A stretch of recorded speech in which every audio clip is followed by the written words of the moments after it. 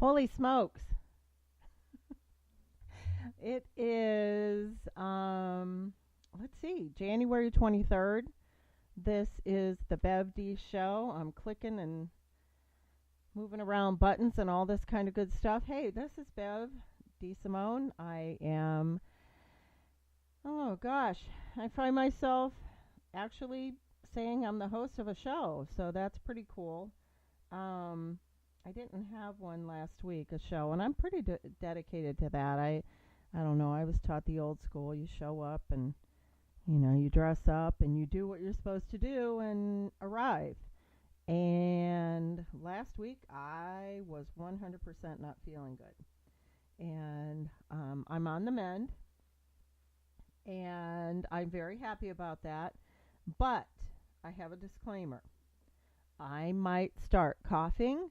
I might start sneezing, and I hope I don't sound too stuffy because I have been through it. But, I am this type of person. I'm a little bit crazy where kind of nothing gets me down kind of thing.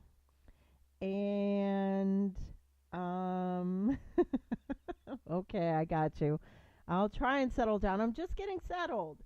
My IT person is saying, settle down, get settled. So, oh, I mean, to get to this point, I had quite an interesting day and got home and got a bite to eat and just took Tanner out, and hopefully I have him settled with some sort of chewy toy. Um, but yeah, it's been kind of weird for me because to be honest with you, and in a very blessed and real way, I wasn't feeling good, and I it has been years since that has happened to me. So I was congested and all that good stuff, kind of sore throat, and I'm just getting over it. So I apologize, but I did not want to not do another show. So okay. So anyway, I tonight's show. Okay, so to be honest with everybody, I've got a lot of thank yous to get to and everything, but I want to tell you, I was going to do this show tonight on. I was on a dating site. I did that this year. Wait, it's already 2019, so I did it in 2018, and I wanted to. I know some of my friends. I've seen them on Facebook and stuff. That they're on dating sites, and I wanted to share my experience about being catfished. And it's a very funny story, but it really happened. But while it was happening, I of course didn't know it was happening, but knew that it could. So I can't wait to tell you guys that.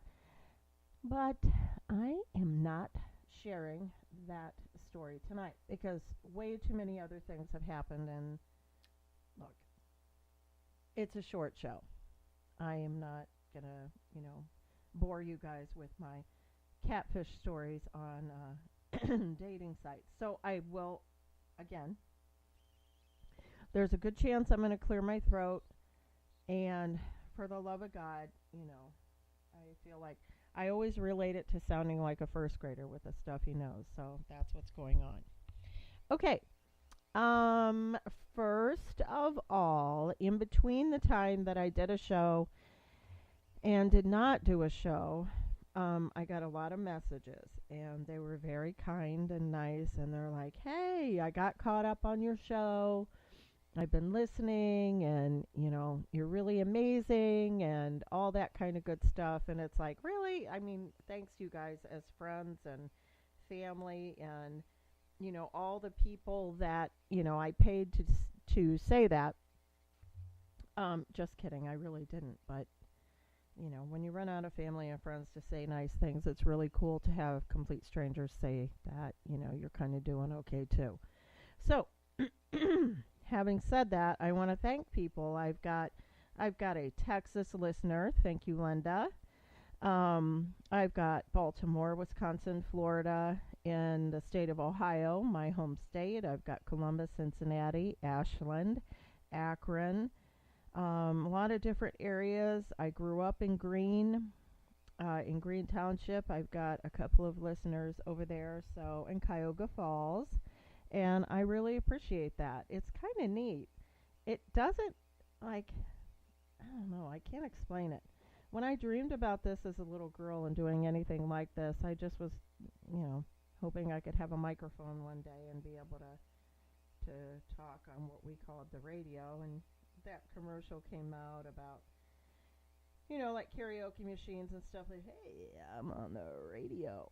It's not really like that. I did not know growing up about talk radio. I grew up listening to music stations. So they were very, very cool, and I loved them very, very much.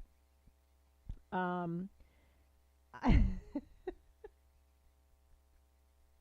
okay, I'll stop moving. I don't know what to do. All right. Apparently, I sound funny on this microphone because I'm moving around, but I can't help it.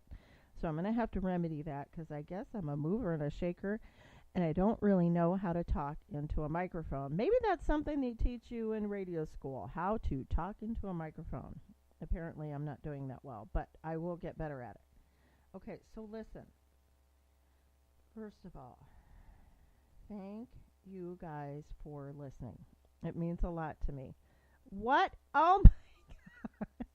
I'm not moving. Somebody is texting me and saying I'm moving around. Okay, hang on, you guys. Okay, so because I'm new at this, you may go through some of these te- testing situations. Stop. I'm trying very hard to be able to talk properly into the microphone, which I got as a Christmas present. It's very, very pretty. It's all sparkly and stuff, and maybe that's what's distracting me. Anyways, okay, so I'm going to try and stay still, which I'm never, which I've never been good at, so I don't know what to do. Anyways, the microphone just kind of took a spill on its own, so you guys are just going to have to deal with me until I get through this. I've been talking forever, but a professional with a microphone, you know, you're going to have to work through some of this. But yeah, I wanted to talk about my experience for my friends that seem to be reaching out there on dating sites. And oh, by the way, the number here is 330-752-8409 if you wanted to call in. And Gina is in Waco tonight. Oh my God. Hi, Gina. That's so cool. I just looked at my chat room. That's really cute. Thank you so much. Hey, you guys, Gina, a very dear friend of mine and also a fan, is in a chat room. And the reason why she's there talking with me is because she, air quote, follows me. And I need your help. So if you follow me, if you can get your friends to follow me, then my show can go on other platforms. So I'm kind of excited about that. But anyways, hi Gina. Thank you so much for messaging. That was adorable. You are so high tech. I think I can type something back to you. Let me see. We are trying this. There we go. Hey, that's cute. Gina, I just told you I love you. Thank you for listening. You're always sweet, and you've told me different things, and I appreciate your intellect and your level of listening and the things that you respond to what we're doing. So anyways, yeah, tonight was all about Catfish, but today took over. And what I mean by that is different things happened. Start your day off and you think, and you got it all in place and you got it all in planned and what you're doing, and maybe you're running a little bit behind getting ready for work and stuff. And sure enough, I was walking in my own living room and 100% just slipped and fell. And I am going, okay, so on Friday, I'm going to be 59 years old. And in my life, in all of those years, I have never broken a bone. not once. And I've been very lucky. So I wasn't one of the cool kids at school that got to have, like, their cast signed, although I wanted one. I used to ask my mom if she would wrap my arm up like in an ace bandage so I could actually, maybe the teachers would let somebody carry my books for me or whatever. That's a true story, by the way. Um, yeah, so I was very lucky now that I realize about all the people in my life that have had broken bones and all that good stuff. Anyway, so there I am walking across my living room. Absolutely did like a half split, kind of like John Travolta did in Saturday Night Fever. It's true. And I kind of bounced up that way, but I heard something snap. And it was my little baby toe. And so I said ow really loud.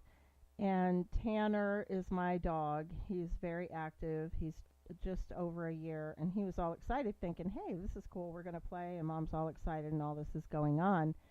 But no, I popped right back up. And when I went into the bathroom, kind of hung on the counter like, ow, this really hurts. I cry over everything. I did not cry over this. I knew I had to go into like this mode of, I got to take over. I'm the only one here, and I got to take care of this. And yeah, I just kind of grabbed my foot and kind of tried to pop it right back in there. So that happened, and I'm pretty sure it broke. It might have just snapped out of its socket. I'm not a doctor, and I don't play one on TV.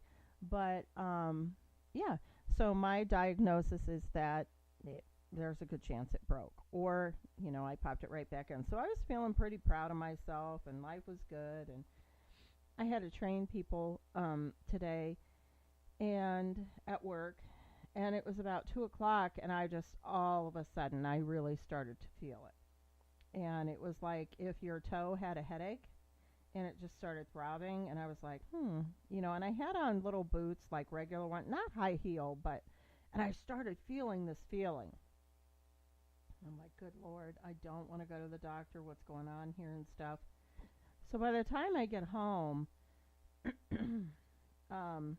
Nurse Bev, my nurse, decided to take my boot off.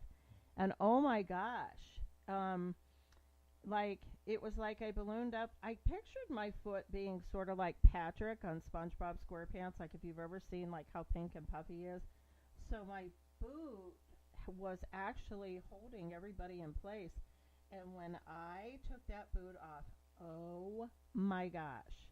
First of all, my foot is all like bruised and black and stuff. And so that scared me. Then I tried to walk across the room. So I think I have to sleep with my boot because I could not take my boot off. Now, I don't think I have the right kind of tape.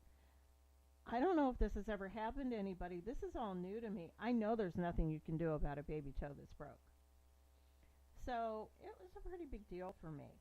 And what I think is funny about it is like on Sunday, we had a whole bunch of snow. And I shoveled. I was sick. And I shoveled all the snow. And I didn't slip or fall or anything, out in the snow where it should be slippery, but I slipped in my own house on the carpet. So that changed everything, and that changed my dynamic of, what I wanted to talk about, because I was thinking, wow, I went all these years without a boo-boo, a real boo-boo, like a broken bone, and then now here I am coming up on, so on Friday, I'm going to be 59, and the next time I do this, I will be 59. But I don't know how everybody else feels about that in their lifetime, but I really don't feel it. Like I maybe felt it a little bit today when I slipped and fell, but not really, because I snapped that toe right back in there. And I wasn't afraid to snap that toe right back in there, and I didn't cry. So today kind of took over, life took over, and then I started thinking about my year. I didn't think so much about my year like on January 1st. I didn't think